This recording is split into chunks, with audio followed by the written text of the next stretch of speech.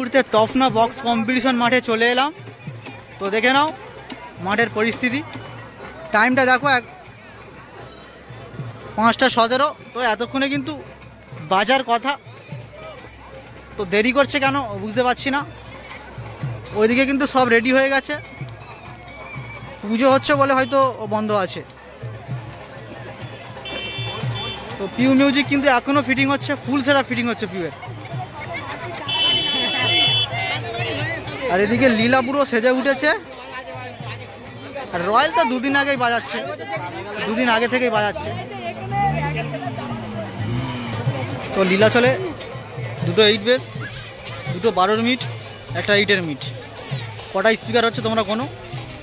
রয়্যালের কটা স্পিকার হচ্ছে কোনো বলে দিই।